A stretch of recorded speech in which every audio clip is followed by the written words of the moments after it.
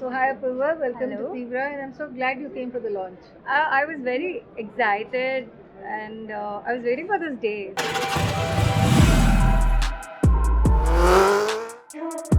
So tell me, what what made you not just a rider, but to actually start participating in track events and so on? So did you run a lot? Are you a sprinter? I mean, where does the whole idea of racing fit in your life? Okay, so I'm an athlete and as a sports person into basketball, handball, Muay Thai, nationals, and yes, I'm a biker as well. So sports is in my blood. So anytime I leave sports and do anything, I feel like my life is incomplete. So I get back to sports. That's how my journey starts. And when it comes to racing in particular, so I wanted to be a writer, and it's a long story. But let me come to the main part, like when I started getting the limelight. So I was just having a 9 to 5 work, and yeah, like a normal job, core mechanical company. I'm a mechanical engineer, and a regular work life. And suddenly one day I was just like scrolling to Instagram and I saw TVS One Make Championship. So it's a selection. So women, if they are interested in circuit racing, Okay. that's a pathway to get in. So TVS will provide the gear, they'll provide the bikes. It's just you who have to dedicate yourself, take part, and learn whatever they teach, Right. and then also give the selection. If you get selected, then you go to the national selection. So this is South Zone. There will be South Zone selection, North Zone selection, and then total Nice, the national games. national selection. So once the national selection is done, you will be getting into the One Make Championship. That's a national circuit racing. Nice. That's how my life started. I got selected. I did not have a bike back then. Did you have a license for the? I had license, but I did not own a bike, and I would usually rent people's, like my friend's bike or Yeah. somewhere for rent and go for long rides. So I I did not know I would get selected. I just was like, okay, I'm there. I'll learn, and if I get selected, well, I'm good. So I went. I got selected. It was really shocking, and then I started my racing career like that. When I started racing, I came like between that from top 15 to like top 6, 7 like that. So when I came there, I just felt I don't have practice. I don't have a bike. What if I start like what if I actually get all these kind of support? Where will I reach? Because I don't like to be fourth or fifth. I always want to be first. It's always anybody. We don't want to be like ordinary. No, nobody wants to be ordinary. So that's how. And yeah, I started searching for people.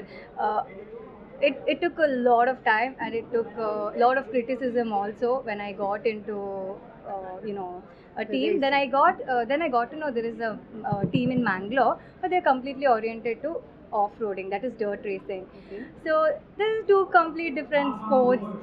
Initially, I was handling both of them together, and I was performing well also. But later on, it started being very heavy because I left my job.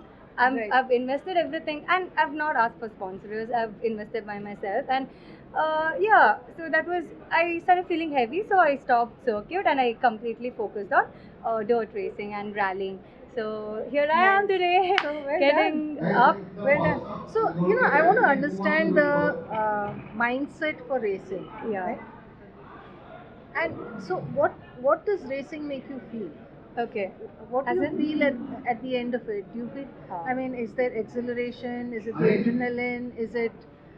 Does it make you feel invincible? What is it that racing brings to you? So when I sit on the bike, like obviously winning is secondary. The primary thing is you have to give your best.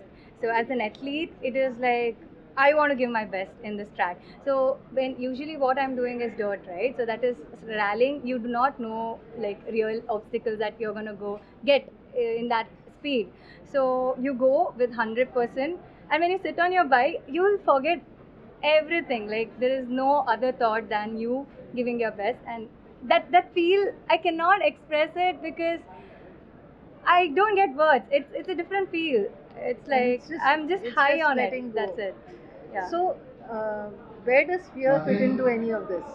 Fear? No, I And when don't. you're on the machine, there's no No, fear. there's no fear because when I'm on the machine, it is just like me looking at okay, where is the next turn and what is like 100% concentrated on like what it is. So giving my okay, what can I do? In which gear can I turn and all that. So that calculation will be running. So there is no fear because one snap that you miss that concentration, no, you will be ground. gone. You'll be like yeah, you will lose your yeah, you'll fall or there will be some kind of a So we live in a very distracted world, right? Yeah. And the phone is the biggest of it, and we open so many multiple tabs on the computer. yeah. Concentration. How do you build that? How do you become ready for this concentration? Yes. So I do not know like a real path, but this is what I feel about myself. So I used to do yoga when I was small because that was compulsory in my school.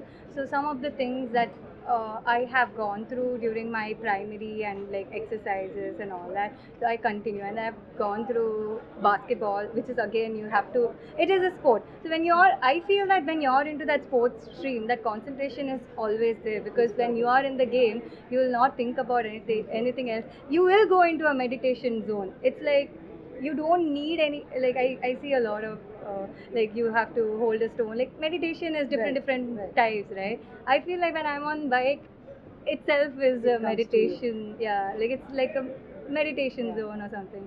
I get it. That's it. I find that very interesting because people who talk about meditation and biking typically are from the cruiser world, Yeah. where it's almost like I mean, it started from this book Zen and the Art of Motorcycle Maintenance, and then it's the whole idea of cruisers has been that it's a very meditative state. But for a speed biker to say this, that's very unique. I have That's- not read that. I mean, I'm not a reading type of a person. I'm a good listener though. Haven't read the book, but this is my personal opinion. When I am on bike, Yeah. because I feel that your inner thing has a feeling that if you don't concentrate, obviously you will get into a crash or something. So maybe that inner, I don't know. It's just That's there. Like That's there. it just built. Like man is also sometimes a machine, right? Nice. So, what next? What Uh, what what will excite you to pursue something new, Yeah. or is it that in racing world you want to move forward? What is it that you seek? So yes, definitely I have a long-term and short-term goals as well. So last year I started my INRC debut. So INRC is International Rally Championship, which is very difficult. Gonna take like 100 kilometers plus Oh. rally. So I started coming third in there last Nice. season. Like taken part in 3 rounds. In 2 rounds, I've come third. So this year I took Wanna part push from the it. beginning. So yeah, I left my job. I sacrificed. Oh, and, really? Yeah, and invested that money on my bike and I've modified it. So first 2 rounds I came second, and I want to win the championship. That is my short-term goal. And but unfortunately, recently I had a fall while practicing for my nationals, and I had dislocated my leg. But that's not the end. That's what the sports keeps me up. That's what So you- I'm like, I need to get back on bike. I need to get recovered as soon as possible. That's what I feel. Right. So And that's one of the so you thing that left your motivates me. job. Yeah. That's a serious commitment. So,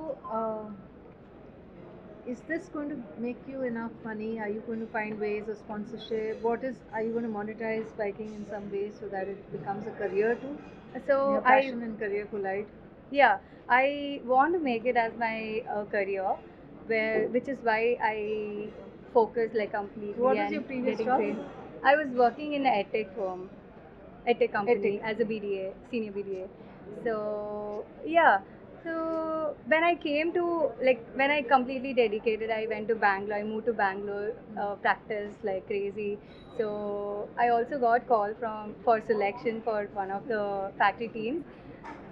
Then this happened. But yeah, I definitely career is a good option if you are getting into a factory team because you'll get sponsored completely, and when you get sponsored, yeah, you don't have to worry about Correct. spending on your bike or gear. You Everything just will be ride. taken care. You just have to ride, and that's your yeah That would be. profession as well as passion. Yeah, it's gonna take quite time. If yeah, I'm sure I will get a Something will sponsor. happen. Yeah, or yeah, I am confident that I will figure things out and come up. And Yes. so, any obstacles in terms of family being against what you're choosing, or any other kind of hurdles along the way? I had a lot of hurdles, but sugarcoating it, I feel that every form, like everything that you step into, there will be hurdles. There's nothing that comes easy to you, and if it comes easy, then that means it's not forever. Yeah. Right. So if you have to, achieve something, you will have hurdles, and facing that is makes you Is part of stronger, it. and when you reach the top nobody can break you because that hurdle makes you up. So that's what I believe. And when it comes to family, I'm really lucky because initially when I started, even I did not know where I would reach, and I just asked my dad, even I don't know where this is going to go, but I'm assuring that give me 3 months of time. If I'm going good, I will do it like in my Yeah. way. If not, then yeah, let's find a way. I'm not gonna give up. So maybe this line of mine, my dad was like, okay, do what you want. And today I'm really proud that recently when I had a fall, like family members were asking, are you gonna go back? So my dad is like, yes, definitely. She has started it. She has to end it. She cannot stop in between. Oh, nice. So that's when I got the goosebumps. Like I didn't expect my dad to say that this. dialogue. Yeah, So I you're was lucky. Yeah. You're lucky. That's usually a major issue when it comes to Yeah, family. yeah. So I did not ask my dad to fund initially, and now when I go for races, he himself will ask me if I need some kind of assistance. So that's what I've built. So I always want like that. If somebody wants to help me, it should be from them within. They should have the confidence on me. Wonderful, Apurva. So lovely talking to you. Yeah, lovely talking to you And too. lovely to have you as a Tibra 100.